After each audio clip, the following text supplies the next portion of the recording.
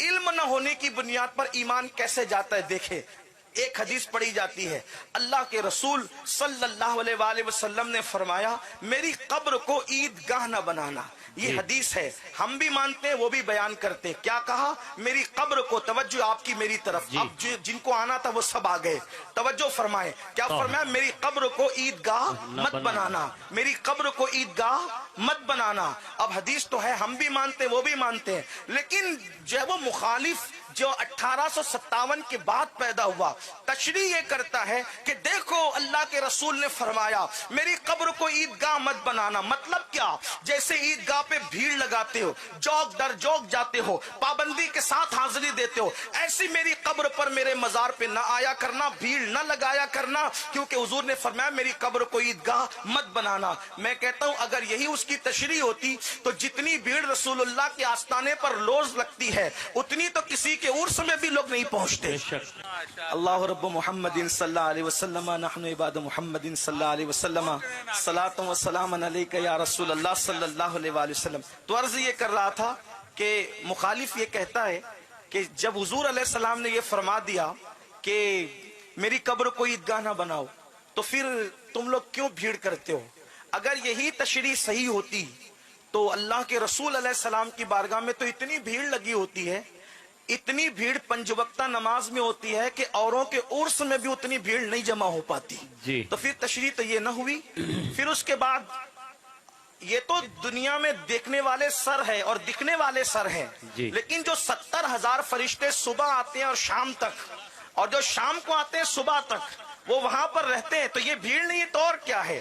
تو لیکن چونکہ مخالف نے علم نہ ہونے کی بنیاد پر حدیث کا دھوس دے کر کے متزلزل کر دیا. ایک پڑھا لکھا دنیاوی پڑھا لکھا سوچتا ہے کہ ہاں یار یہ حدیث تو ہے کہ میری قبر کو عیدگاہ نہ بنانا، پھر ہم کیوں جاتے ہیں؟ لیکن جب الحمدللہ اہل سنت و جماعت کے علماء سے اس کی تشریح پوچھی جاتی ہے تو وہ بھی کہتے ہیں متن تو صحیح ہے کہ میری قبر کو عیدگاہ نہ بنانا.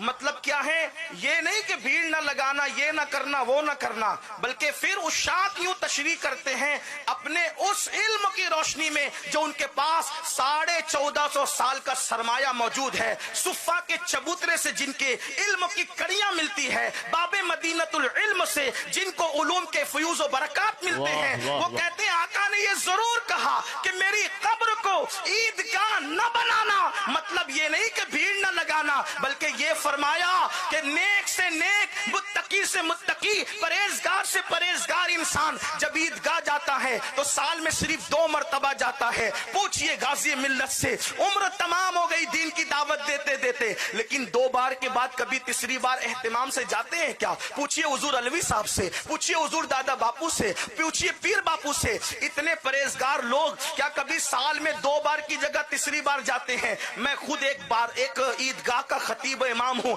میں خود 2 سے تیسری مرتبہ نہیں جاتا عیدگاہ. آقا کیا فرما رہے ہیں؟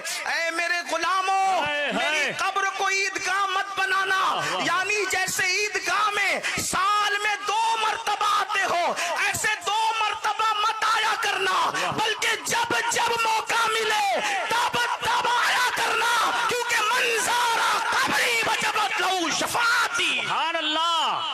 ہر عبادت پر ثواب ملتا ہے، قبر رسول کی زیارت پر، مزار مصطفیٰ کی زیارت پر شفاعت کا مزدہ نصیب ہوتا. اور بلکہ یہاں تک فرمایا ہو سکے تو مدینے میں مرو، جو مدینے میں مرے گا میں اس کی شفاعت کروں گا، اس کے ایمان کی گواہی دوں گا. تو علم نہ ہونے کی بنیاد پر اگر فتنہ ارتداد پھیل رہا ہے تو علم کو عام کیا جائے، اور علم کو عام کرنے کے لیے بہترین ادارے قائم کیے جائیں.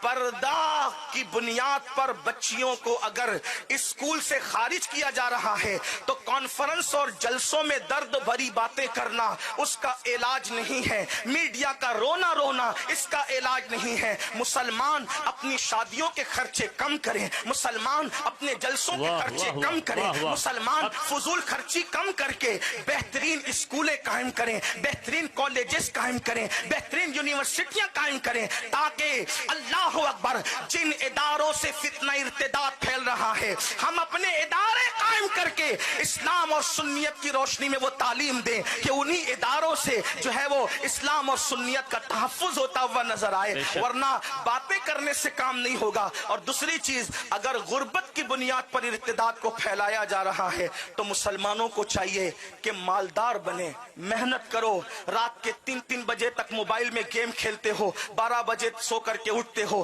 کب تجارت کرو گے، کب کیا کرو گے، کب آگے بڑھو گے؟ اس لیے مال پہ توجہ دو۔ کچھ لوگ یہ کہتے ہیں نہیں مولانا، ہمارے نبی تو غریب تھے، ہمارے صحابہ تو غریب تھے، پیٹ پہ پتھر باندھتے تھے، ہم لوگ جو ہے وہ مالدار ہو کے کیا کریں گے؟ یہ تبلیغی جماعت کا فریب ہے کہ نبی غریب تھے۔ واللہ ہم اپنے نبی کو نہ کبھی غریب کہتے ہیں نہ مفلس مانتے ہیں، اس لیے کہ میں اس کو کیسے مفلس اور غریب تسلیم کر لوں جو پوری کائنات کو پال رہا ہے۔ میرا امام کہتا ہے آسماں خان، زمین خان، زمانہ مہمان، صاحب خانہ، لقب کس کا ہے؟ تیرا تیرا۔ ارے وہ آنے سے پہلے بھی بانٹ رہے تھے، آنے کے بعد بھی بانٹ رہے ہیں، اور آج تک تقسیم کر رہے ہیں۔ ہمارا عقیدہ تو یہ ہے، وہ خود فرماتے ہیں واللہ یعطی انما انا قاسم، اللہ ہی عطا کرتا ہے اور میں ہی تقسیم کرتا ہوں۔ ہر دینے والا اپنی حیثیت کے مطابق دیتا ہے، میرے نبی دیتے ہیں تو دینے والا بنا دیتے ہیں۔ واہ کیا جود و کرم ہے، شہ بتہا تیرا، نہیں سنتا ہی نہیں، مانگنے والا تیرا، میرے کریم سے گر قطرہ کسی نے مانگا دریا بہا دیے ہیں، در بے بہا دیے ہیں۔ نہ ہمارے نبی مفلس تھے، نہ ہمارے صدیق مفلس تھے، نہ ہمارے عمر مفلس تھے، نہ ہمارے غوث مفلس تھے۔ ارے نادان، آج لوگ نئے کپڑے پہن کر روزانہ اترا رہے ہیں کہ ہم روزانہ نئے کپڑے پہن کر چارٹر فلائٹ میں گھومتے ہیں۔ میں نے کہا قوم کی بھیک پر گھومتے ہو تو کیا متاثر کر سکتے ہو؟ میرے غوث نے آج سے 900 سال پہلے خود کی کمائی پر، خود کی کمائی پر، بیت المال کی کمائی پر نہیں، عوام کے پیسوں پر نہیں، بلکہ خود کی کمائی پر اتنا مہنگا کپڑا پہنا کہ اتنا مہنگا کپڑا بادشاہ وقت کو بھی میسر نہیں آتا تھا۔ اللہ اکبر، اتنا مہنگا کپڑا پہنا اور پہن کر کے اس کو رکھا نہیں، آج پہنا کل اتار کر کسی غریب کو پہنا دیا۔ آپ بتائیں امام حسین 50 ہزار روپے بھیک میں دیتے تھے، مفلس دے سکتا ہے؟ دوراجی کا کروڑ پتی بھی کسی کو 500 کی نوٹ دیتا ہے، پیر کو بھی دیتا ہے تو 4 بار سوچتا ہے 500 دے رہا ہوں، اور 4 لوگ دیکھ رہے کہ نہیں دیکھ رہے، ویڈیو میں آ رہا ہوں کہ نہیں آ رہا ہوں، فوٹو کھینچا جا رہا ہے کہ نہیں آ رہا ہے۔ اتنے ترقی یافتہ دور میں 1500 آدمی دیتا ہے تو یہ حال ہے۔ میرا حسین تو بھکاریوں کو 50 ہزار دیتے اور ساتھ میں چٹھی بھی لکھ کے دیتے، تو نے جلدی کر دی اس لیے معاف کرنا، اتنا دے رہے ہیں، اگر تھوڑا صبر کرتا تو تجھے اور عطا کر دیتے۔ میں واقعات کی طرف نہیں جا رہا ہوں، صرف اشارہ، جہاں سے 50 ہزار بھیک ملتی ہو فقیروں کو، مسکینوں کو، انجانوں کو، وہ مفلس لوگ تھے، وہ غریب لوگ تھے نہیں۔ بلکہ ایک آخری بات عرض کر دوں، حضرت امام موسیٰ کاظم نے ایک دن بہت قیمتی جوتے پہنے اور بادشاہ کے دربار میں گئے، جا کر کے کھڑے ہو گئے۔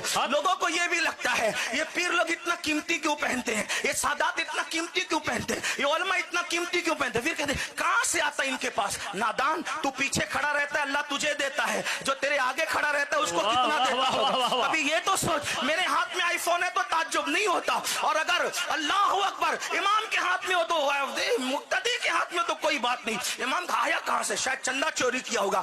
جس قوم کی فکر اتنی دقیانوسیت کی ہو وہ قوم کیسے ترقی کر سکتی ہے؟ میرے امام موسیٰ کاظم نے قیمتی جوتے پہن کر بادشاہ کے دربار میں جا کر کھڑے ہوئے تو بادشاہ نے کہا سید ہو کر کے ایسے قیمتی جوتے پہنتے ہو؟ امام موسیٰ کاظم نے فرمایا اسی لیے قیمتی پہنتے ہیں کہ تم جیسے لوگوں کی نظر ہمارے جوتوں پر جا کر ٹک جائے، ہمارے چہرے تک آنے کی تمہاری اوقات نہیں ہے۔ نعرہ تکبیر! شان ہے، اس لیے دیندار بنو، مالدار بنو، اور ایجوکیشن